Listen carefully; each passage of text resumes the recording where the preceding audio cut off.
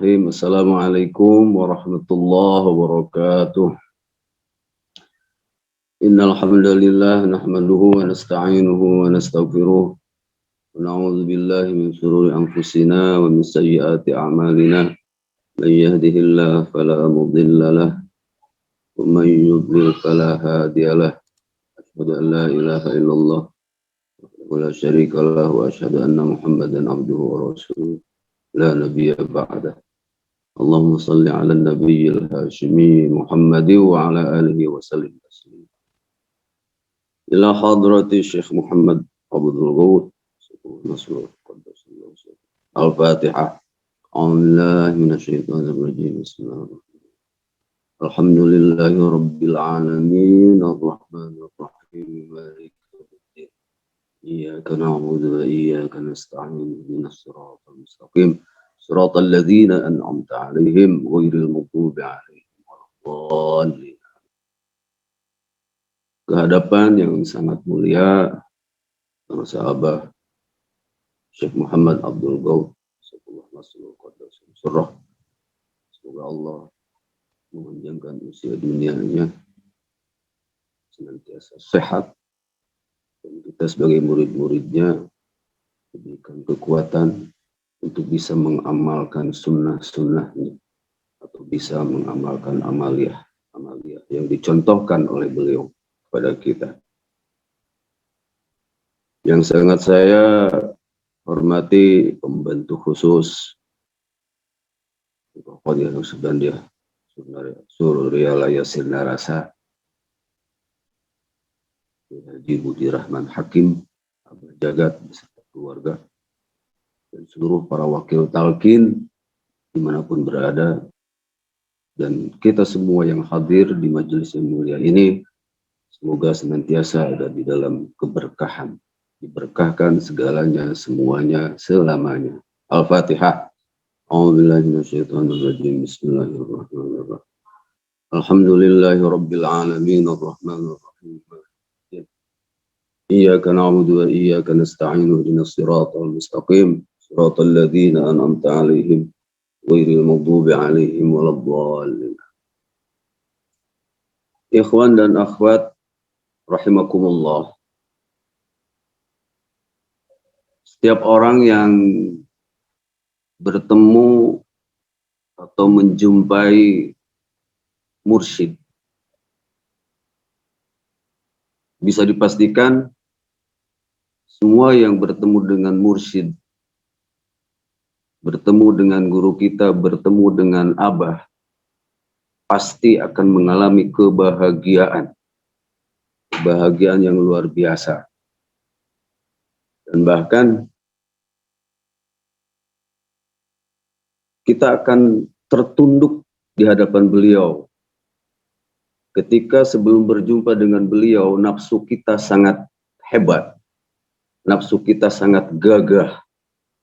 Tetapi ketika kita sudah berada di hadapan beliau, maka nafsu menjadi lemah. Nafsu menjadi lemah, gitu.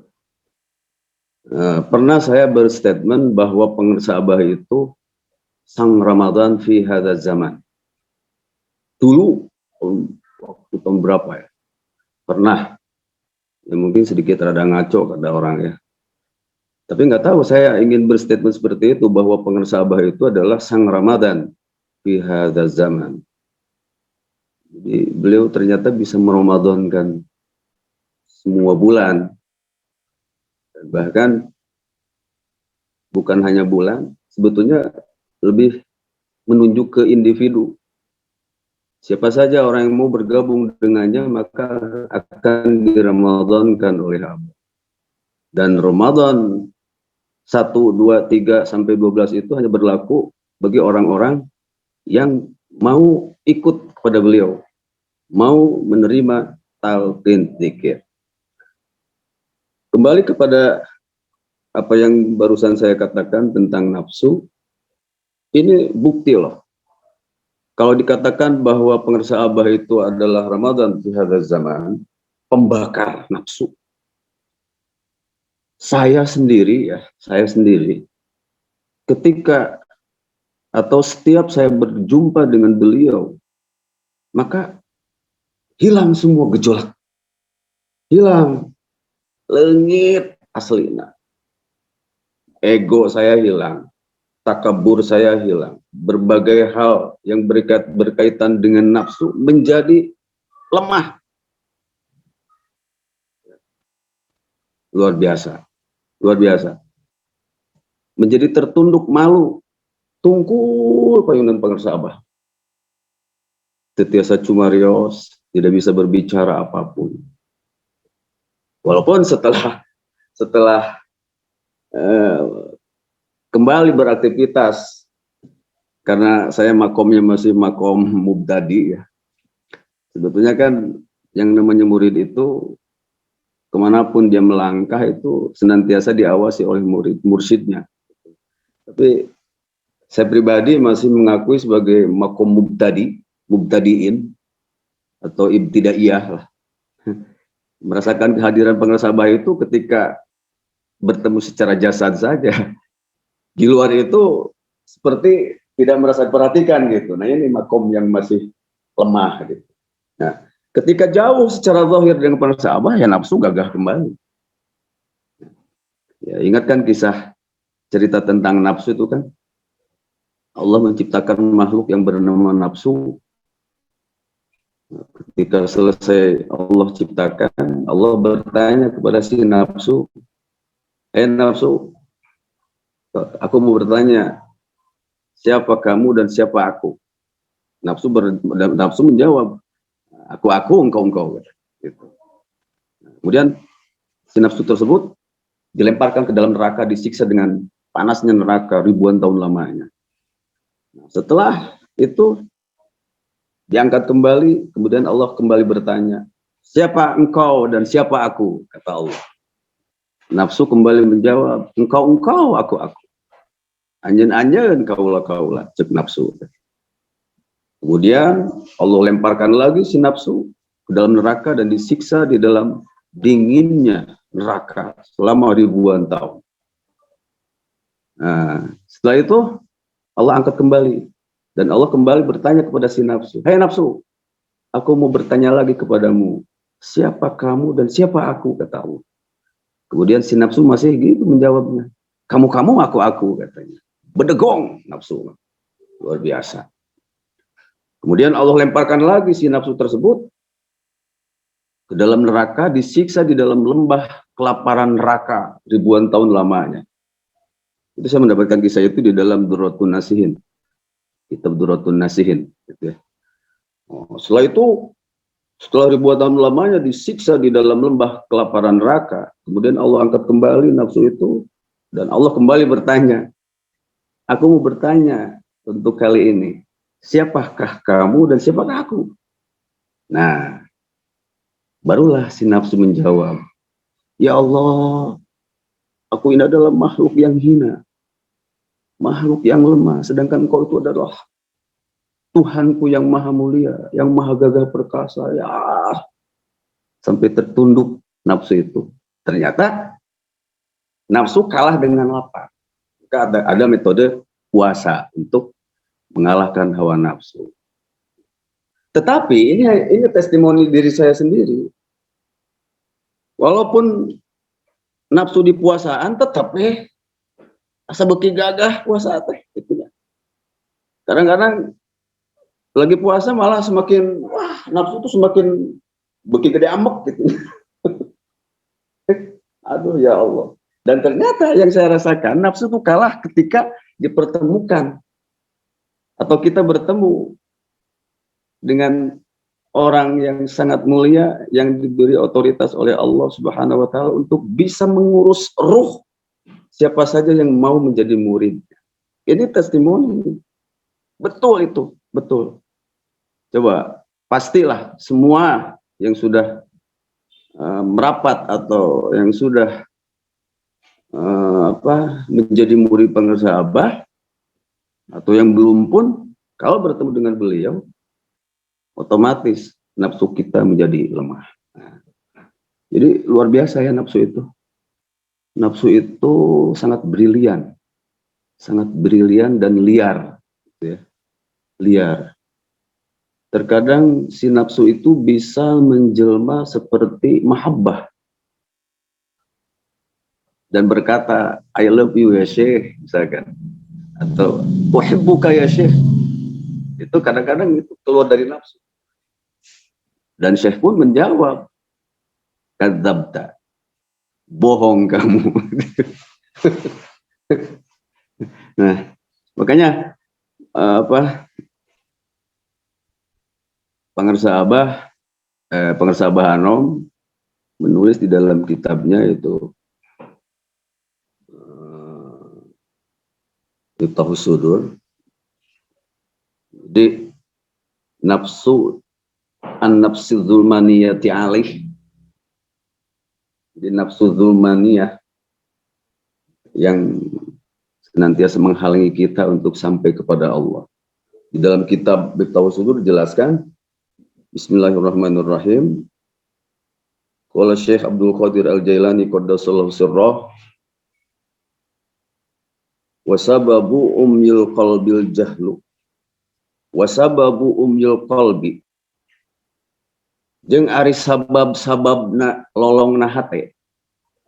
Jadi sebab buta hati itu al jahlu an haqiqatil amril ilahi, yaitu bodoh an haqiqatil amril ilahi, dari hakikat urusan ketuhanan.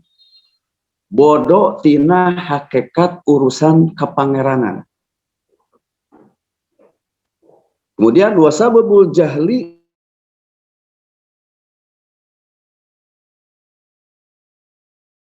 dikuasai oleh sifat-sifat yang bangsa kegelapan atau kezaliman kepada orang tersebut. Seperti apa? Kal kibri, seperti kibir, takabur. Hati-hati nih. Jebakan torikoh itu ya nafsu-nafsu seperti ini. Merasa diri kita sudah sampai, merasa diri kita sudah hebat ibadah, merasa diri kita sudah bersih, sehingga mendeklarasikan diri kita sebagai para pecinta kesucian jiwa, misalkan ya. Nah, ini sebetulnya jebakan ini. Kalau kita tidak bisa menghalau sifat-sifat yang tadi, maka kita akan terjebak. Seperti al-kibri, takabur, merasa paling hebat. Kemudian wal hikdi, yaitu unek-unek, wal hasadi, hasud. Nah ini kadang-kadang terjadi ya, karena ujian hasud itu memang bagi para pengamal toriko sebetulnya. Karena ini sudah terjadi dulu di surga. Iblis gagal sehingga diusir dari surga ke dunia karena hasud. Ketika Allah berfirman, wa idh qulna lil malaikati isjudu li Adam, maka fasajadu, semua bersujud malaikat. Dan malaikat yang paling patuh pada saat itu, ketika mendengar perintah Allah, dia langsung sujud. Itu adalah malaikat Mikail. Di dalam Qurtubi, kalau tidak salah, dijelaskan seperti itu. Malaikat Mikail itu malaikat yang paling patuh. Maka dengan kepatuhannya, dia dianugerahi Al-Quran di antara kedua di keningnya. Jadi ditalkinkan, gitu. Ditalkinkan esensi Al-Quran pada malaikat Israfil. Illa iblis, kecuali iblis. Kalau iblis, dia menolak untuk sujud kepada Adam. Padahal sujud di situ bukan sujud penyembahan, tetapi sujud di situ adalah sujud penghormatan. Sujud mengakui kekhalifahan Adam. Jadi dari dulu sudah ada kisah seperti itu. Kalau sekarang terjadi seperti itu, contoh misalkan estafet kemursidan dari pengarsa Abah Anom kepada pengarsa Abah Aos, semua kata Allah itu pasajadu. Ya pasajadu di situ adalah mempercayai, menghormati, mengakui kekhalifahan atau kemursidan pengarsa Abah Aos. Nah, tapi ada sebagian orang yang masuk ke dalam golongan illa iblis, tidak mau mengakui Mursi dan pangersa abah. Nah gitu. Karena apa? Karena hasud. Hasud itu memang ujian yang terbesar dalam toriko. Kadang-kadang komunitas ini bentrok dengan komunitas yang satu lagi. Wah ini mah si anu mah, si ini mah begini ya. Tapi memang kalau di dalam sebuah keluarga itu memang suka harus ada getreng kalau bahasa Sunda.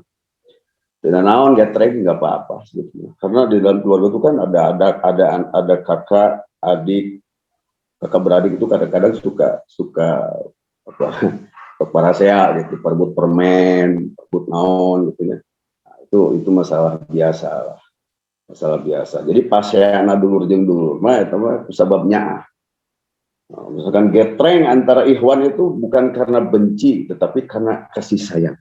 Ingin saling memberikan watawa subil hak watawa subil sabar. Nah, kemudian wal bukhli, ini penyakit hati, ya, sifat nafsu az-zulmaniyah, nafsu kezaliman yang menghalangi perjalanan rohani kita kepada Allah Subhanahu wa taala. Al bukhli, bakhil merepet jahe, buntuto katiro, buntut kasiran gitu. Jelema koret mah, orang koret itu, orang bakhil itu kalau dia buka pintu, bunyi pintu tuh korek. Ketika menutup pintu di sadana beda di goblok.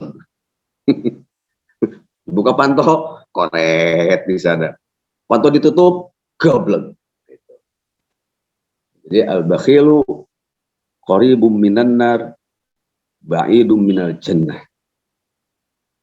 Ya. Nauzubillah tsumma nauzubillah. Kemudian wal ujub ya. Kemudian gibah, wan namimah, ngadu domba, wal kilbi, bohong, wa nahwi dzalika minadz dzamaimi, dan seperti anu sanesna gitu. Wa nahwi dzalika minadz dzamaimi, tina pirang-pirang sifat anu dicela, dari berbagai sifat-sifat yang tercela ya. Nah, bagaimana cara untuk mengobatinya atau menghilangkannya? Wa izalatu hadhihi dzamaim bitasqili mir'atil qalbi. Ari cenah miceun karena ieu pirang-pirang sifat anu dicela teh eta bitasqili mir'atil qalbi. Kudu ngabersihan atau ngabersihkeun cahaya enteungna hate. Jadi harus membersihkan cermin hati kita. Bimisqali tauhidi, yaitu dengan cara membersihkan tauhid. Membersihkan tauhid wal ilmi, dan ilmu, wal amali, serta amal, wal mujahadati, serta mujahadah al-qawiyah yang sangat kuat gitu ya. Zahirun wa batinan, kalawan zahir jeung batin. Gitu. Hatta tahsul hayatul qalbi binurit tauhid. Sehingga nepi ka hasil cenah. Naon hayatul qalbi, hidupnya hati binurit tauhid, dengan cahaya tauhid. Ini tadi perkara-perkara yang menghambat kita usul kepada Allah. Jangankan usul kepada Allah, usul kepada mursyid pun susah kalau di dalam hati kita masih bersemayam sifat-sifat yang tadi, yaitu al-kibri, wal hikbi, wal hasadi, wal bukhli, wal ujbi, wal ghibati, wal namimati, wal kidbi. Nah gitu ya. Jadi alhamdulillah, untung kita ditakdirkan oleh Allah Subhanahu wa taala dipertemukan dengan mursyid mau menjadi muridnya. Mudah-mudahan kita semua diakui sebagai muridnya ya. Amin. Dan patut berbahagia gitu ya. Karena memang kebahagiaan yang sangat-sangat tiada tertara itu adalah ketika kita bersama beliau. Saya pasti ya. Setiap orang yang datang ke Sirna Rasa itu mempunyai kesan-kesan tersendiri. kesan yang sangat menyenangkan. Gitu ya. Nah, kalau saya begini, pertama dulu datang ke Sirna Rasa, suatu hal yang sangat terkesan itu adalah ketika Abah menjadi imam. Sholat subuh dan sholat maghrib luar biasa. Luar biasa suara pengarsa Abah, makhorijul hurufnya luar biasa. Bahkan lagunya itu istiqomah itu. Kalau subuh itu, wadduha itu lagunya sikah. Lagu sikah. Kalau maghrib isya itu lagunya ros. Gitu ya, lagu ros. Nah, di dalam taronnum atau di dalam lagu-lagu Al-Quran itu ada 7 lagu. Bayati, Sobah, Hijaz, Jihawan, Ros, Jiharka, dan Sikah. Dan Sikah ini lagu yang paling enak. Nah, itu sangat terkesan sekali. Lagu Sikah. Wadduha, ya. Kalau saya contohkan misalkan begini. Ketika waladhdallin amin. Bismillahirrahmanirrahim. Wadduha wal laili idza saja ma wadda'aka rabbuka wa ma qala. وللآخرة خير لك من الأولى ولسوف يعطيك ربك فترضى ألم يجدك فآوى ووجدك ضالا فهدى ووجدك عائلا فأغنى. Ada dhauk. Dhauk itu suara yang keluar dari dasar kolbu, yang bisa masuk kepada kolbu pendengarnya, gitu. Kemudian lagu Ros ketika Abah mengimami sholat maghrib dan isya. Nah, ini pernah saya praktekkan. Pertama kali ingin mempraktekkan tuh dengan santri dulu. Surah Kuliah itu kan lagu Ros ya. Lagu Sikah, masih Sikah. Maaf. Kuliah Ayyuhal Kafirun masih Sikah, bukan Ros. Bismillahirrahmanirrahim. Karena kan para sahabat itu kalau lagi baca surah Al-Kafirun itu kan pada ayat wala ana abidum ma'abattum dan wala ana abidum ma'abattum itu kan diwasol. Nah, saya lupa tidak diwasol pada saat itu, diwakop-wakop. Akhirnya Pak Baliut, Qul ya ayyuhal kafirun la a'budu ma ta'buduna wa la antum 'abiduna ma a'bud wa la ana 'abidun ma 'abadtum wa la antum 'abiduna ma a'bud wa la ana 'abidun ma 'abadtum wala antum abiduna ma a'bud. Bolak-balik terus. Jadi pabaliwat gitu. Balikan lagi. Wala ana abidum ma abadtum wala antum abiduna ma a'bud. Kata santri di belakang, mam lakum. Oh iya lakum. Akhirnya lakum dinukum waladdallin. Akhirnya makmum amin 2 kali. Dengar makmum amin 2 kali, nyambung lagi Bismillahirrahmanirrahim. Akhirnya sholat maghrib lebih ke subuh tanggus gitu. Rakaat kedua diganti, jangan idza aja terlalu panjang, yang kuliah aja pabaliut. Akhirnya diganti sama inna atoina waladdallin amin. Bismillahirrahmanirrahim. Inna a'tainakal kautsar fashalli li rabbika wanhar. Inna a'tainakal kautsar fashalli li rabbika wanhar. Bolak-balik usuk inna a'tain kasasar. Inna a'tainakal kautsar fashalli li rabbika wanhar. Akhirnya saya nekat. Inna a'tainakal kautsar fashalli li rabbika wanhar. Inna lillahi wa inna ilaihi raji'un. Makmum paraih kabeh. Jadi ya apa ya, sangat bahagia ketika kita bertemu dengan guru mursyid kita. Seluruh dosa-dosa kita dibersihkan oleh Allah, wasilah beliau. Mudah-mudahan kita semua jadikan murid-murid yang betul-betul cinta kepada beliau, bukan cinta palsu. betul-betul bisa merefleksikan atau mengaplikasikan cinta kita sesuai dengan apa yang beliau contohkan kepada kita. Mudah-mudahan apa yang saya sampaikan bermanfaat. Mohon maaf atas segala kekurangan, tentunya dari kebodohan saya pribadi. Jika benar, itu adalah dari Allah melalui guru kita semua, pengasahabah. Wallahul muwaffiq ila thoriq. Wassalamualaikum warahmatullahi wabarakatuh.